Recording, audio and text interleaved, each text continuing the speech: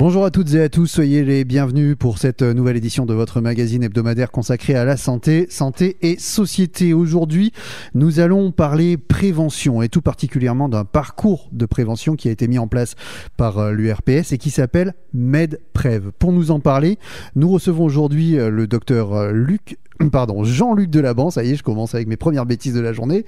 Bonjour docteur. Bonjour. Avec nous également, donc vous êtes accompagné de Madame Arlie Communier, vous êtes chef de projet prévention. Bonjour. Bonjour.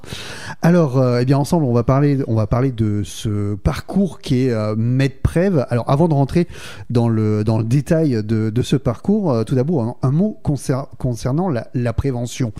Est-ce que la prévention à l'heure actuelle, tout d'abord, qu'est-ce qu'on entend par prévention ?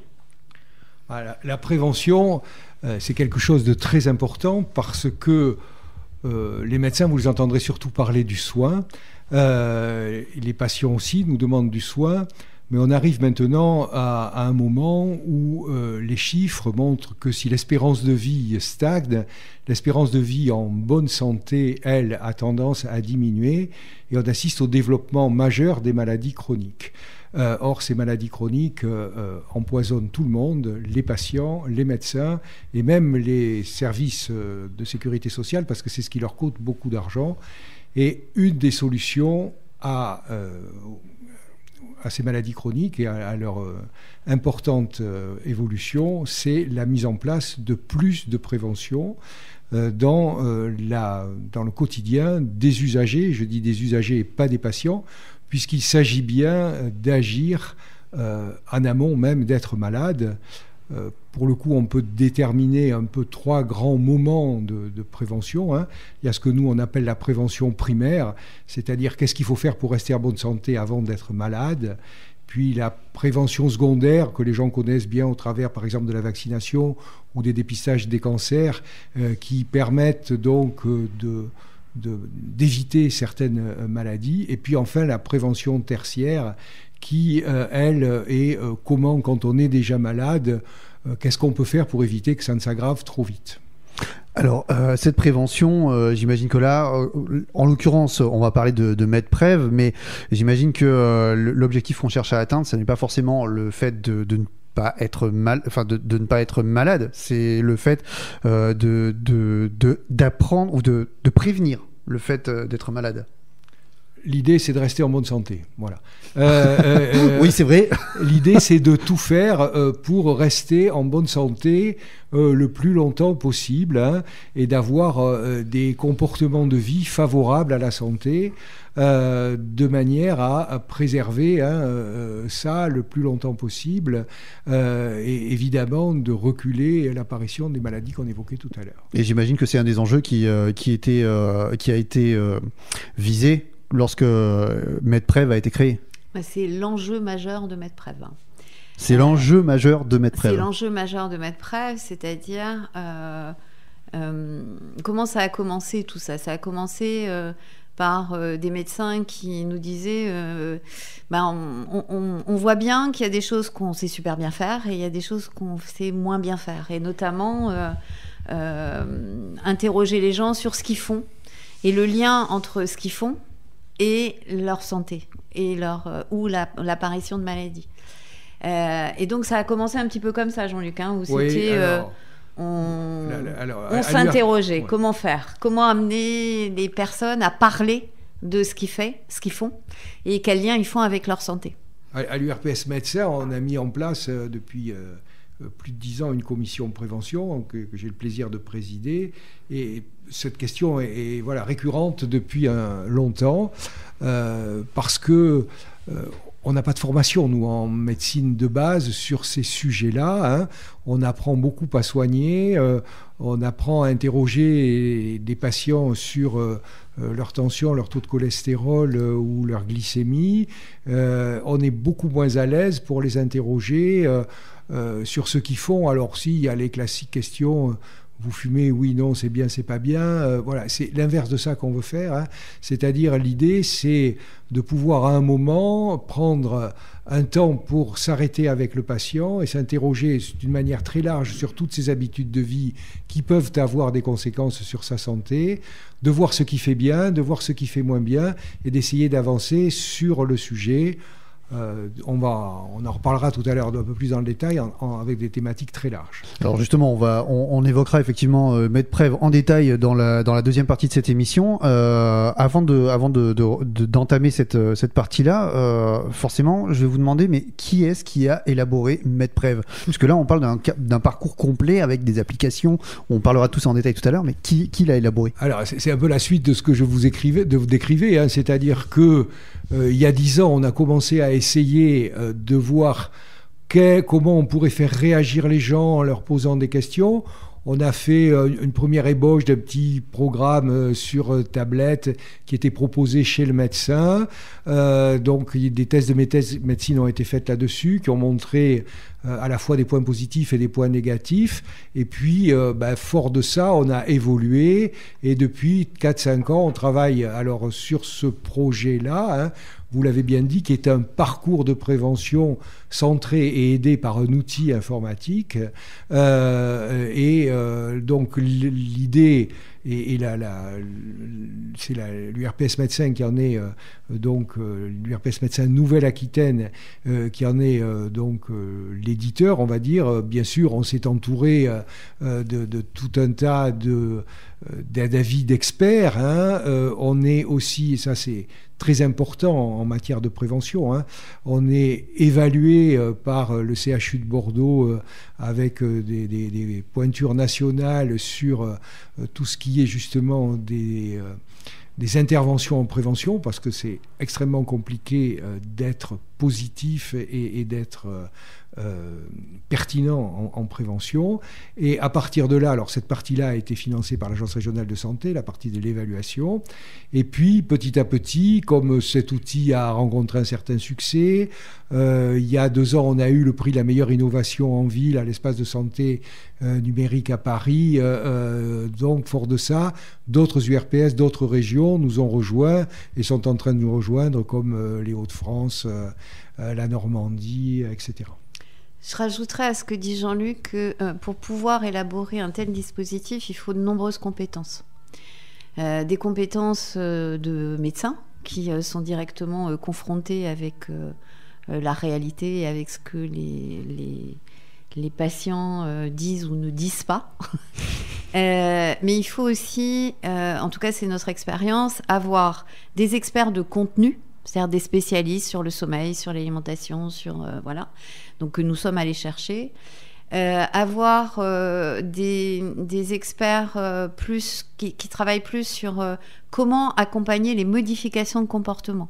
Donc pour ça, dans notre équipe, on a des gens dont je fais partie, qui sont éducateurs, qui sont ingénieurs en éducation santé. Et puis l'équipe que mentionnait Jean-Luc, qui vraiment l'équipe du CHU, qui est l'équipe du professeur François Alla, qui vraiment nous a aidés à mieux comprendre sur quel levier appuyer pour accompagner les modifications de comportement. Et notamment sur des travaux qui ont été réalisés par une Anglaise qui s'appelle Suzanne Mickey, qui nous a permis d'interroger ce qu'on était en train de faire sous 3 angles, qui sont les 3 leviers de modification de comportement.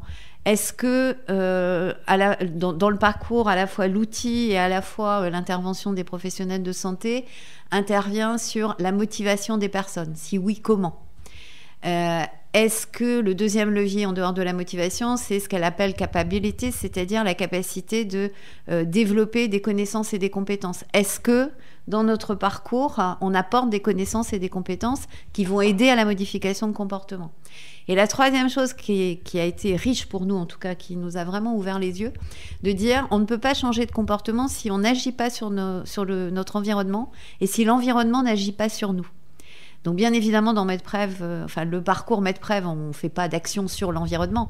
Mais par contre, on amène les personnes à s'interroger sur en quoi mon environnement agit sur mes comportements et en comment, moi, je pourrais agir sur mon environnement.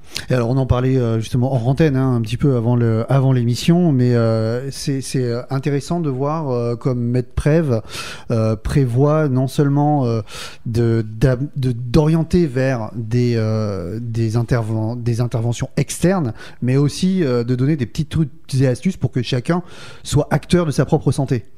Alors ça, c'est très clairement le travail de l'équipe avec le SMIP, qui vraiment nous a... On l'avait déjà pressenti, on avait déjà commencé à travailler comme ça. Mais pour accompagner une modification de comportement, donner l'adresse de la diététicienne pour quelqu'un qui est en surpoids ne sera pas suffisant. C'est pas ça qui va développer le pouvoir d'agir de la personne. Donc d'avoir dans notre démarche et notamment dans notre outil la possibilité d'avoir des trucs et astuces à donner à la personne pour qu'elle seule puisse mettre en place des choses, ça contribue à sa motivation, ça contribue à agir sur son environnement et donc à être acteur, pour reprendre le terme que vous avez utilisé tout à l'heure, à être acteur sur sa propre santé. Et c'est vraiment ce qu'on cherche avec MedPrev. Oui, ça c'est vraiment le point capital. Ouais. Les changements de comportement ne se feront que si les gens en sont acteurs et quelque part qu'ils ont allumé la petite lumière qui leur a dit il faut que tu y ailles, il faut que tu le fasses.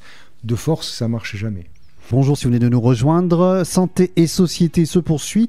Je vous rappelle qu'aujourd'hui, nous sommes avec nos invités, le docteur Jean-Luc Delaban, élu à l'URPS, et madame Arlie Communier, chef de projet prévention. Alors, depuis le début de l'émission, nous parlons de MedPrev. On a beaucoup évoqué MedPrev, mais on n'est pas encore entré dans le cœur, dans le vif du sujet, si je puis dire. Et justement, on va le faire maintenant. MedPrev, c'est deux choses. C'est à la fois une démarche et c'est également une application. Alors, on va parler de l'application dans un instant. J'aimerais qu'on commence par parler un petit peu de la démarche. Cette démarche, elle est, j'ai envie de dire, elle est multiple, cette démarche. À la fois une démarche du patient, mais aussi une démarche du médecin. Alors, voilà, au-delà d'une démarche, c'est surtout un parcours. C'est-à-dire que pour faire de la prévention, il faut bien sûr qu'il y ait un patient. L'évaluation montre que laisser les gens seuls face à un outil sans humain, on va dire, à côté, c'est pas forcément pertinent. Donc, nous, ce qu'on propose, c'est un parcours qui commence par une inclusion, c'est-à-dire que le patient est inclus par un professionnel de santé, pas forcément son médecin. L'idée, c'est que l'auto-inclusion n'est pas là non plus très pertinente, puisque il faut qu'il y ait dès l'entrée dans le parcours une étape motivationnelle qui doit être donnée par un professionnel qui est formé au parcours, formé à l'outil, formé à l'entretien motivationnel. Donc, cette inclusion, elle va se faire par le médecin, si le médecin le juge utile pour son patient, on en reparlera peut-être après, ou par un autre professionnel de santé.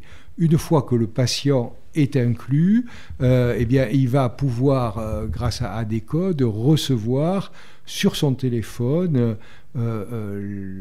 et avoir accès donc à la plateforme MedPrev et donc rentrer dans l'outil que Arlie vous évoquera dans un moment.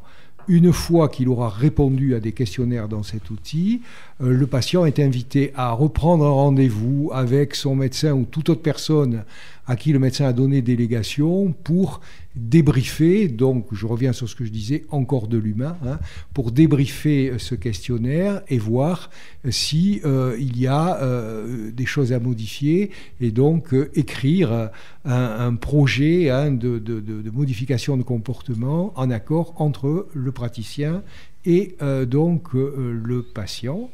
Et par la suite, il y aura des ressources dont Arlie va vous parler pour aider et rendre tout ça faisable et un suivi jusqu'à ce que les objectifs fixés puissent être réalisés et validés. Alors, on va parler sans plus attendre de cette application puisque vous l'avez déjà évoqué. Cette application, donc, comment est-ce qu'elle marche ? C'est quoi cette application MedPrev ? Alors, d'abord, c'est une application qui est en ligne. Comme vous l'a dit Jean-Luc, il faut avoir un code pour pouvoir y rentrer. Non pas parce qu'on veut absolument cacher ce qu'on a à l'intérieur, mais bel et bien parce que amener les gens à se poser des questions, ce n'est jamais anodin. C'est-à-dire d'amener les gens à la réflexion, c'est très bien, mais si derrière, il n'y a pas d'accompagnement sur ce que ça produit, ben, ça pourrait être délétère, voire ça peut l'être. Et c'est pas parce qu'on parle de prévention que tout est possible. On a toujours tendance à penser qu'on peut tout faire. Ben non, il faut être prudent.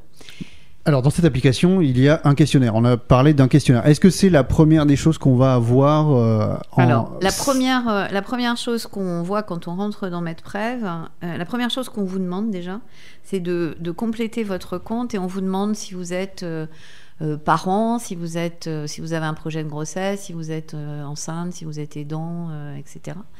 Non pas parce qu'on est curieux, mais uniquement on vous demande votre âge aussi, votre sexe, pour pouvoir orienter vers des questions spécifiques. C'est-à-dire tout le monde n'a pas les mêmes questions. En fonction de votre profil, c'est l'intérêt du numérique en fait. En fonction de votre profil, vous allez avoir des questions qui sont différentes en fonction de votre âge, ou si vous êtes un homme ou une femme, si vous êtes en couple ou que vous n'avez pas de vie de couple. Donc ça, c'est la première chose. La première question qu'on pose, c'est une question, parfois surprenante pour les personnes, de perception. Est-ce que vous pensez que votre santé est plutôt bonne ou plutôt pas très bonne ? Enfin, de bonne à pas très bonne. Donc là, on est dans l'auto-évaluation de... Dans l'auto-évaluation, on est vraiment sur de la perception. Moi, je pense que j'ai une santé plutôt à 10. Avec une échelle. Avec une échelle. Donc, c'est un curseur sur une échelle de 0 à 10. Et généralement, c'est quand on pense qu'on est à 10 qu'on se trompe. Alors, ce qui est marrant, c'est qu'en fait, on pose 2 fois la question. On pose la question au début du questionnaire et on repose la question à la fin. Et on s'aperçoit, quand on fait des analyses, que ça va pas toujours dans le sens dans lequel on pense. C'est-à-dire des gens qui auto-évaluent au départ leur santé en disant oui, je pense que j'ai plutôt une bonne santé à 7-8, etc. Je pète la forme et puis à la fin du questionnaire... Ils font le questionnaire et à la fin du questionnaire, je pensais que j'étais en super bonne santé, mais peut-être pas tant que ça. Quelque part, on s'en fiche de la note, c'est pas ça qui nous intéresse, ça. Mais c'est d'avoir des éléments de discussion avec la personne. Au début, vous avez dit que, à la fin, vous avez dit que, qu'est-ce qui a fait que ? Vous voyez ? C'est pas pré-test, post-test, mais bel et bien quel chemin vous avez parcouru. Et une fois qu'ils ont répondu à cette première perception, sont proposés 6 questionnaires, 6 thématiques. Chaque questionnaire, ça prend environ 5 minutes pour remplir un questionnaire. Alors c'est un vrai choix. Au début, ça nous a été assez reproché de dire mais il y a trop de questions, ça va être trop longtemps, ça va être trop long, personne va répondre. Notre objectif, et l'histoire nous montre qu'on avait raison, finalement, notre objectif, les gens ont répondu. C'est ce que nous disent les utilisateurs. Quand j'interroge les patients en débriefing en leur disant je vois que vous avez rempli 6 questionnaires, parce qu'ils ont le choix de ne pas les remplir, ils peuvent en remplir 1 ou 2, alors ils les choisissent. J'ai dit pour quelle raison vous avez rempli les 6 ? Au début, je m'étais dit que j'allais en remplir qu'un, et puis en fait, je me suis pris au jeu. Et le fait d'avoir des auto-questionnements, en fait, m'ont amené à remplir plus longtemps. Donc, ces 6 questionnaires, c'est pareil. On a fait un choix. Jean-Luc parlait d'holistique tout à l'heure. C'est-à-dire vraiment tout ce qui permet à la personne de s'interroger sur plein de sujets. Donc, on aurait pu avoir 10, 15 thématiques. On a choisi de les regrouper, en fait. Donc, les thèmes sont mes activités, dans lesquelles on pose des questions sur activité physique, sédentarité et les écrans. Ah, les écrans aussi. Parce que les écrans sont très liés à la sédentarité. Donc, on a choisi de le mettre dans mes activités. Un deuxième questionnaire qui s'appelle « Mes consommations ». Au lieu d'aller interroger uniquement l'alimentation d'un côté et puis le tabac de l'autre, on a mis tout ensemble. Donc, on interroge à la fois sur les habitudes de consommation, alimentation, tabac, drogue, alcool. Sur mon repos, on interroge sommeil, fatigue et stress et consommation de psychotropes. Sur mon environnement, on parlait de l'environnement tout à l'heure, l'environnement à la maison et au travail. On pourrait interroger sur l'extérieur, il n'y a qu'une question sur le soleil. Moi et les autres, où on interroge sur vie sociale, vie sexuelle, vie affective, vie familiale, vie affective. J'en ai oublié un. Moi et mes soins médicaux, où on interroge sur quelles sont mes habitudes de soins. Est-ce que je suis vaccinée, pas vaccinée ? Est-ce que je fais des dépistages ? Est-ce que je vais une fois par an chez mon médecin ou si j'y vais jamais ? Enfin voilà. Alors, toutes les questions, l'objectif, c'est de ne pas poser un jugement sur les réponses des questions. Okay ? Donc, on ne les a pas montées n'importe comment. Mais alors, donc, quelle est la finalité de ces questionnaires ? La finalité, c'est d'avoir des éléments pour pouvoir mener un entretien avec un professionnel. Et sur l'accompagnement des modifications de comportement. Donc, il y a 4 types de questions. Il y a des questions sur des fausses croyances. C'est-à-dire, je ne sais pas, vous pensez que boire du vin rouge, c'est bon pour la santé, par exemple. Je ne sais rien. On ne l'a pas, celle-là. Mais, Donc, on pose des questions sur les fausses croyances pour justement amener éventuellement des discussions sur j'ai telle habitude parce que je crois que. Okay. On a des questions de perception, donc ces fameuses échelles de 0 à 10. Je pense que ma consommation d'écran est très faible à très, très importante. Donc de demander à la personne de se situer. Pourquoi on fait ça ? Pour pouvoir les mettre en regard de ses habitudes. Si en face, alors je ne vais pas prendre l'écran, je vais prendre les verres de vin rouge, tiens. Si en face, il dit je bois 10 verres par jour et je considère que ma consommation est normale, c'est sa représentation, c'est sa perception. Donc on va partir de ça. Et pas lui dire, c'est pas bien de boire 10 verres par jour. Mais votre perception, c'est que c'est une consommation normale. Pourquoi ? Qu'est-ce qui vous permet de dire ça ? Vous voyez, de mettre en regard, en fait, les croyances, les perceptions, ce que les gens font. Et le quatrième type de question, c'est ce qu'on a appelé des questions de réflexion. Est-ce que je pense que j'ai des changements à faire ? Est-ce que je me sens capable de les faire ? Est-ce que je suis prêt à en parler à quelqu'un ? Ce sont 3 questions motivationnelles. Donc le fait d'avoir des questions qu'on n'a pas l'habitude d'entendre en fait, et on nous demande toujours tu fumes combien ? Mais pas c'est quoi ta perception de ta consommation de tabac ? Tu penses que tu as des changements à faire sur tes consommations ? Est-ce que tu crois que le tabac a tel effet sur... Voilà. Donc nous on a choisi d'avoir ces 4 types de questions qui donnent autant d'éléments pour les entretiens motivationnels avec le professionnel. Alors justement, ces entretiens dont vous parlez, est-ce que ce sont des entretiens en visio ? Est-ce que ce sont des entretiens en présentiel ? Il y a les deux. Il y a les deux. Voilà.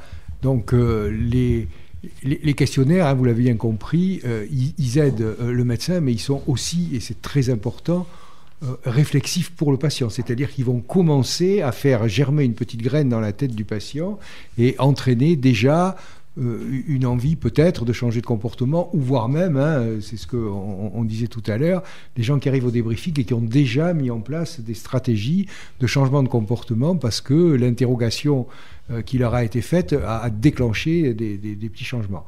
Donc le débriefing, il est fait sur l'espace alors on a parlé que l'outil, il y avait un espace patient dans l'outil sur le téléphone, mais le médecin, lui, il a un espace spécifique sur son ordinateur, où il va recevoir une synthèse ou un peu d'intelligence artificielle à travailler derrière pour donc tirer la substance scientifique moelle des réponses au questionnaire et lui permettre d'engager assez vite avec le patient une réflexion sur ce qu'il y a à faire.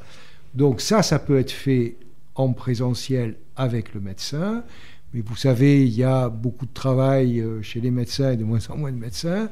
Donc l'outil permet aussi de déléguer cette tâche, mais seul le médecin peut ou pas assurer cette délégation, soit vers un autre professionnel de santé quand on a une structure de soins coordonnée, soit, et spécifiquement en Nouvelle-Aquitaine, avec l'équipe MedPrev que l'URPS a mis en place, où il y a donc 3 spécialistes, dont Harley gère cette équipe, qui assure des débriefings en téléconsultation, mais toujours avec l'accord du médecin traitant, et le médecin traitant est bien sûr... grâce à l'outil, tenu au courant des suites et de ce qui a été dit dans le débriefing. Alors j'ai 2 minutes pour une dernière question. Qui peut entrer dans ce programme MedPrev ?